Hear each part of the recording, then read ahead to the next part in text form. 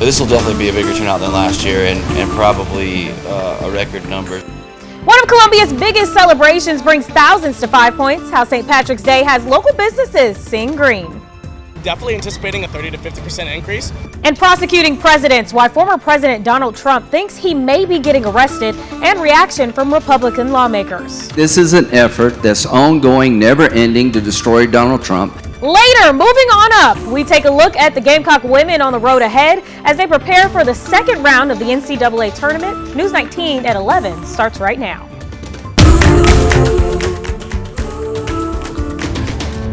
Good evening. Thanks for joining us for News 19 at 11. I'm Zoe Henry. So let's start out with the video right behind me. This is Saluda Avenue in 5 Points, and it's kind of empty. Traffic moving through, nothing too crazy going on, but let's move down here to the sea of green. 5 Points was painted in green today for the 40th annual St. Patrick's Day celebration. 5 Points leaders say today's event might have had the highest turnout they've ever seen. I think last year they were somewhere around 28,000, and last night as I was watching ticket sales tick, it hit 20,000 before I went to bed, so I'm expecting this will definitely be a bigger turnout than last year and probably a record number.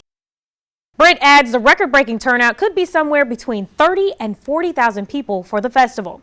Along with March Madness games throughout the weekend, some businesses in Columbia say sales could be 5 times higher than usual. News 19's Nate Stanley reports how stores are handling the boost in business.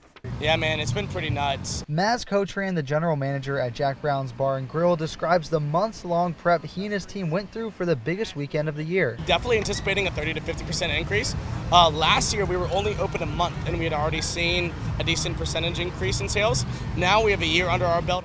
According to the 5 Points Association, upwards of 30 to 40,000 people are taking part in the event Saturday, which is happening at the same time college basketball games are tipping off across the country. Thomas Bogus is the general manager at the Cotton Gin and says for them, this weekend is about capitalizing on a different business strategy. We have TVs, we're going to have the games on, but we're kind of more of a nightclub and, dance atmosphere, so hopefully we do get some daytime business and people are watching the game. Michael Duganier is the owner of Boku in the Vista and Publico in 5 Points in Bull Street. He says to stay on top of the rush, it takes a full staff and even built in an hour-long break in the middle of the day. We shut it down and say, okay, guys, we're going to regroup, we're going to clean up, let's, and then we kind of turn it over for dinner service. Even though the menu is available all day, that's when everybody wants to eat. Cotran says it's also full staff at Jack Brown's, and even with staff shortages, a big game weekend and a festival are things his team is trained to handle. We've done big game days, the Georgia-Tennessee game day. This is nothing new. We've had college football on while also having a full capacity bar slinging beer. And I'm very confident that we're able to sell a lot of green beer while also watching the Lady Gamecocks and some crazy March Madness going on. In Columbia, Nate Stanley, News 19, WLTX. The St. Patrick's Day Festival in 5 Points wrapped up just a few hours ago. Local businesses are now turning their focus to tomorrow. The Gamecock women played their second round of the NCAA tournament at Colonial Life Arena. Friday, the #1 Gamecocks took down Norfolk State 72-40. As the team moves forward, they'll take on South Florida tomorrow at 1 p.m. You can buy tickets for the game right now on Colonial Life State Arena website. General admission tickets cost $15.